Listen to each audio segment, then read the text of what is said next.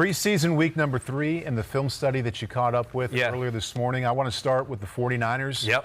Jimmy Garoppolo, big story. The week leading up to week 3, he had struggled in his first outing. Yep. His numbers were very good. 14 out of 20, almost 200 yards. How did the film look? Yeah, it looked good. I mean, it was a huge improvement. There was no more deer in the headlights factor with Jimmy Garoppolo. Now, am I going to sit here and just go, oh, it was perfect, I feel a whole lot better about everything? No, not totally, but at least I felt like he saw the field well. He didn't just throw some balls up into an area like, oh, gosh, the pocket's collapsing, I'm just going to throw it there and hope it works out. Oh, it was an interception, or it was a dropped interception, 2 weeks ago. This week, I think he knew where to put the ball when he was in danger in the pocket, but made decisions, was decisive with it, and threw some great balls. Down the sidelines, had a little double move to number 13. I think it was Richie James. I can always forget his name. Had the touchdown to Breida. Along the left sideline when he was lined up in the slot, recognized the matchup. Ooh, I have a Reggie Ragland on Matt Breida, and makes the appropriate throw and decision there to get the touchdown. Made a number of other good throws to go along with it.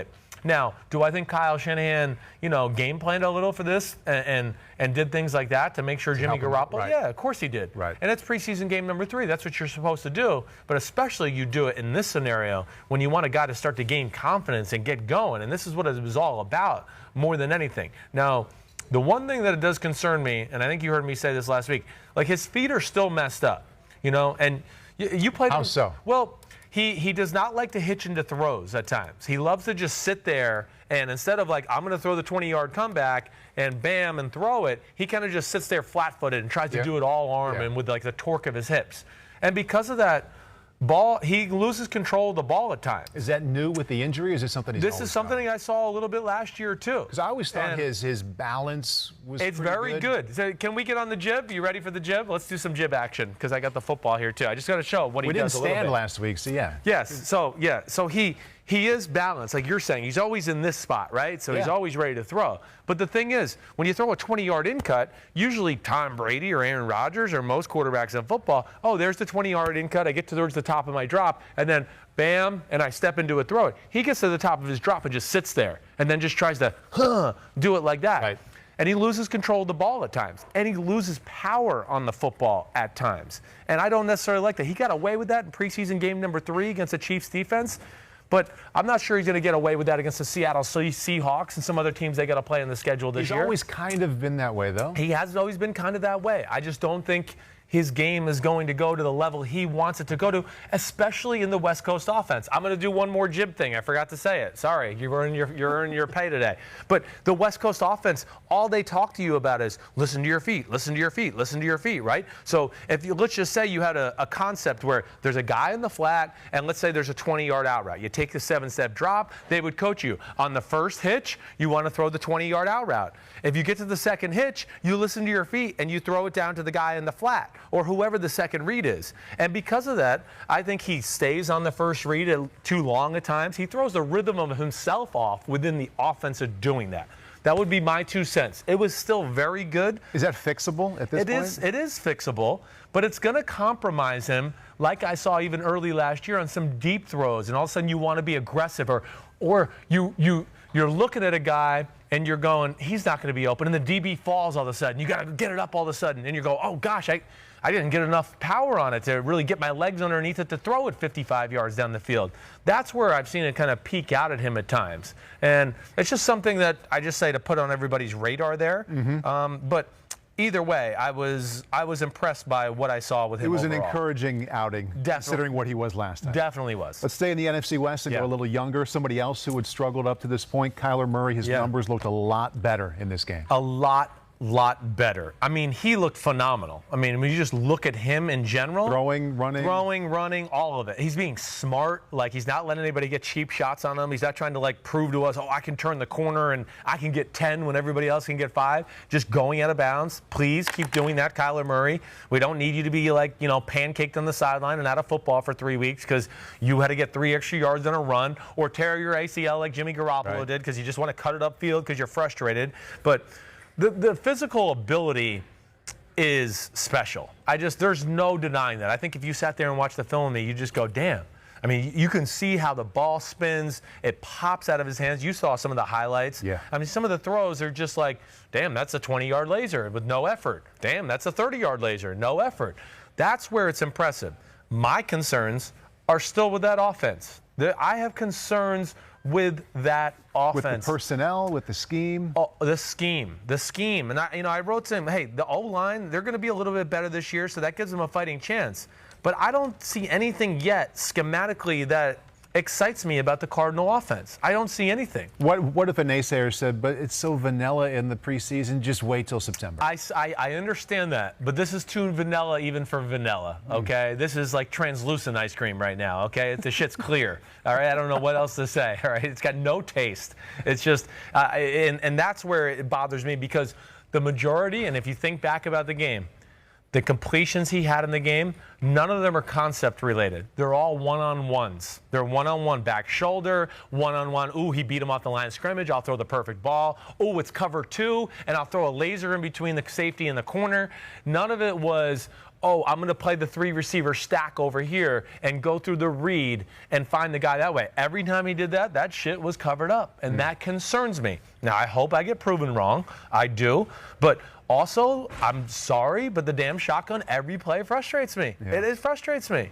You know, give the defense a different look. It's comfort zone every time. Oh, okay, 2 receivers here, 2 receivers here. Oh, okay, here's the quarterback. Okay, oh, what are they going to do? Fake the read option. Oh, no, we haven't seen that in the history of football.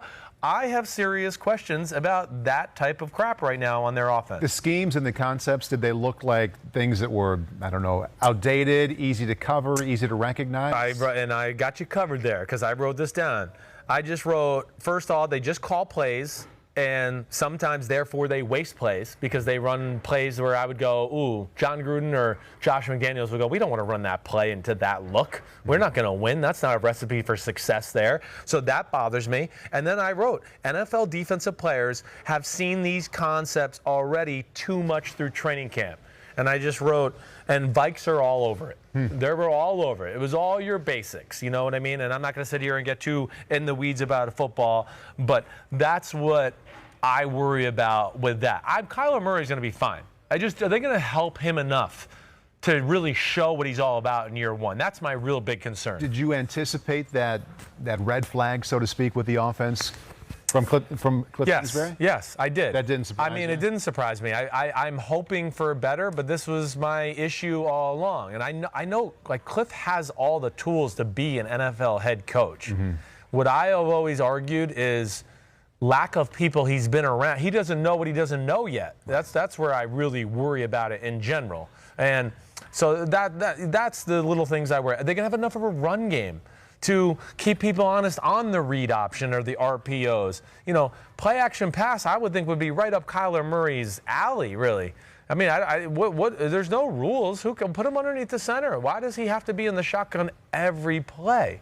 And let alone, they're going to have issues with this whole clapping shit they're doing. Clearly. They keep getting false starts for it. Right. And last week they were trying to clap and lift the leg at the same time, and the NFL's not going to let that fly. The coach on the opposing team is going to complain to the refs before the game starts every week about an aggressive movement like this for the quarterback. It's like a head bob for the quarterback underneath the center. So that, and then I want to say one thing about the Vikings. I'm summing up Kyler Murray by encouraged by the player, concerned about the offense. Yeah, that's it. That's it. Yep, that's spot on. And the other quarterback. Thanks for wrapping it up. Kirk Cousins. Kirk Cousins was not his best day. Oddly enough, Kirk Cousins got a little into the Jimmy Garoppolo thing I just talked about.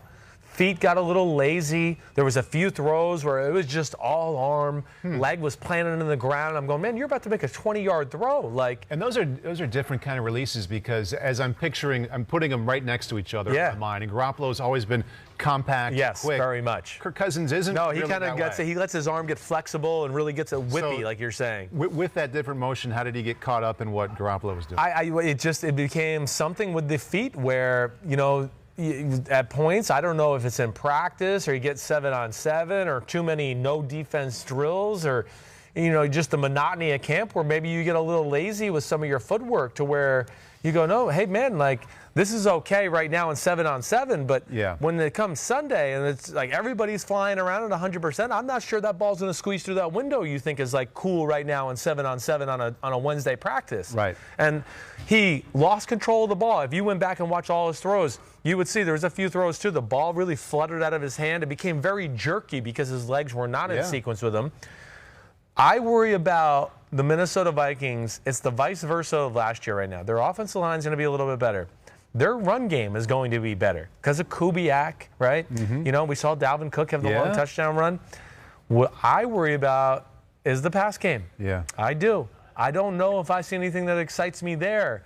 And you're talking more about the quarterback than in the scheme. I'm fine. Like, I know Diggs and Thielen are going to get open when they got one-on-one. And Cousins is going to hit them. But I'm worried about, the 5 or 6 games a year where, the other team's got 2 corners where Diggs and Thielen, they just can't get open all game long. Like, you just can't say, they're going to win the one-on-one matchup. Right. And is there enough offense and stuff to get them open, concepts? And for me, that has been a little scary with Minnesota throughout the preseason to this point. Does that go back to last year as well? Well, last year I was almost the opposite. I felt like, John DeFilippo, I kind of like some of the passing stuff, but would he freaking run the ball? Can we run it a little? This year, it's like, I know Kubiak can teach the Shanahan run scheme. They're going to run the ball better. But my issue is Kubiak, and especially in the Denver years with Peyton, I want to just go, damn. Can we get something away from the first week of installation from the West Coast offense and do a little bit more? Right. So those are my concerns from that overall. And at this point, we're almost federally mandated if we're talking about quarterbacks preseason because we don't know what the record's going to be yet. Right. Got to hit Baker Mayfield. Yeah.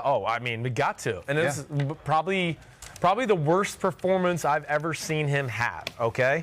What's at the top of the list there for bad? Well, I've never seen him off target the way he was in the game. And now off target for Baker Mayfield is different than off target for Jimmy Garoppolo or Kirk Cousins. How so? Because Baker Mayfield off target is like the receiver, he could have caught that if that was close. Didn't miss by much. But there's a few things that go into this. First off, I have a few issues. I'm not sold on Cleveland's O-line pass protection. Their right guard he's been an issue, and I think he can continue to be an issue. We talked about that last week. I know, and it reared its head a little bit here against the Buccaneers, especially Ndamukong Suh, who looks good, by the way. Let me just reassure everybody there. He does. He looks like he lost weight and he's in better shape. I know. He was kind of impressive from what I was seeing there. So I think with Baker Mayfield, I look at that, okay? Another thing we have to take into account here. There's no OBJ, no Jarvis Landry, no David Njoku. None of them are playing in the game, right? The Bucs played man-to-man a lot. I can promise you they wouldn't be playing man-to-man like they were in that game with OBJ. Yeah, right. That would change your game plan. But they got, they're not playing. Let's get in their face. Let's work on our man-to-man coverage, which therefore allowed them to blitz and do some things like that, where I go, if OBJ's on the field, they're not going to leave Vernon Hargreaves on an island with him 40 plays in a row. I'm just sorry, because they're going to lose 25 of them badly. So we have to take that into account. We also have to take into account Todd Bowles knows that offense very good, right? He came from Bruce Arians, and Freddie Kitchens is from Bruce Arians, so it's a similar system. So those are little things I look at. But with Baker, it was one thing, and I'm going to jib this one more time, okay? I like your flannel shirt today. In the middle of summer. It's really nice. But here's my one issue with Baker that I've never really seen this with. And Baker is about as pure a thrower as I've ever seen. But a little bit like how, you talk about Kirk Cousins. Baker's usually perfect, and the arm stays pretty tight. He got into a little bit the other night of really reaching back. Like, I'm gonna hit it 350 down the fairway. 320 is not gonna do. And I do think because of that, I saw so many, and I was going frame by frame and slowing it down, where I just felt like his arm was like way back in this position behind his head, more than I've ever seen before. And for me, for a guy who is very nuanced into really checking that out, and I'm pretty photographic memory with guys and their motions and things like that, that was what jumped out to me. And also, I'll throw this one other little factor out there. The legend of Swamp Ass is real in Tampa, okay, this time of the year, okay, because you can have some snaps where it's wet ball drill. Oh, my gosh. The humidity down there. I mean, I used to have to make my center change his pants at halftime. So underrated. So underrated. You're getting a ball that's soaked and you're supposed to throw a 20-yard out route? Yes. Yeah, no. Good luck. Right. I used to get that a lot where I'd be in the preseason game and, gosh, I'm the second string quarterback and here I come in. Damn, the center's been in here for a little while already. Yeah. And as soon as I put my hand under his ass, I go, oh, Yep. Here we go. And then he snaps the ball, and I get sprayed in the face by, ass juice. Yes. Sorry, everybody, but that's what happens. That's why Andrew Luck walked away. Well, yeah, it might be. He smelled his hand. He was like, I've had it. That's it. But I would drop back sometimes and be like, oh, my gosh, this side of the ball is wet. And then I go back to the other side. I go, oh, my gosh, this is worse. And I'd have to go back to the other one. So I'm glad you brought that up. Not that can happen. Not the swamp-ass thing as it relates to what comes back to you, but how difficult it is to throw the ball in August and September. It can be hard. Line. Exactly right. It's a different. It's certainly. I bet you Baker Mayfield has not had to have a lot of days like that in Cleveland. Right. And when he got down there, that was a little bit of a shock. I'm sure. Of all the quarterbacks you brought up for their individual games and the scheme, Jimmy G, Kyler Murray, Kirk Cousins, and then Baker Mayfield, it sounds like you're the least concerned about him today. Yes, all right. Okay. I'm not concerned about Baker Mayfield. I think it was an outlier against a team with he's not at full strength. The team has great knowledge of what they do on that side of the ball. And Tampa's got a new staff, and it's the third preseason game, and they're home, and they want to impress their coach, their fans and all that. That all plays into it a little bit. Pointing it out, but you're kind of giving him a pass a little bit. I am giving him a pass a little bit. Other quarterback in that game, Jameis Winston. Yes. Yay or nay? Well, no, it was not his best day either, but I'll say this, a little bit the same way. First off, they didn't have Mike Evans out there, okay? They couldn't run the ball, and where they really had an issue more than anything, and I don't put this on Jameis Winston, because I didn't come away from the game going, oh, Jameis made some stupid decisions, or Jameis really threw the ball poorly. It was more like, damn, nobody's open, or holy shit, the O-line got steamrolled. Right. I mean, the big boys played for Cleveland. Sheldon Richardson, Olivier Vernon, Myles Garrett, they were out there. And Olivier Vernon was a handful, and so was Sheldon Richardson. They dominated up front at times. And just like I talked about, oddly enough, with the Bucs, with the Browns, the Bucs, the same thing. They got a right guard issue. They really do. I've seen it rear its head in every game now. And when I get to preseason game number 3 and it's still going on, I go, okay, this is an issue. Right. Like it's no longer like, oh, we're getting our feet underneath us. It's early preseason. It's a bigger problem than it used to be because a lot of teams are scheming to blitz up the middle more than they did a few years ago. Yes, right. So, no doubt. Right guard issue is a problem now. Right guard is definitely an issue for both of those football teams. And yeah, I mean, I would think that week 1, teams are going to notice that. They're going to stress those guys out. They're going to do stunts and different twists to see if they're on their game, not only physically, but, when you're not on your game physically, as you know, it can filter into your mental part of the game too, because you're thinking about certain things about your technique, and then you're going, oh, damn, the guy I was supposed to just pick up on the loop there is hitting my quarterback because I was worried about, keeping my punch tight. So I do worry about that, especially in an offense like Bruce Arians, where we know they want to hold the ball and throw the ball deep down the field. Some big-name quarterbacks hit the field for the first time in the preseason. I want to hit on 3 guys here. I'm going to read their names and just give me your few headline bullet points. Okay, you know me. I'm so short with words. You know me.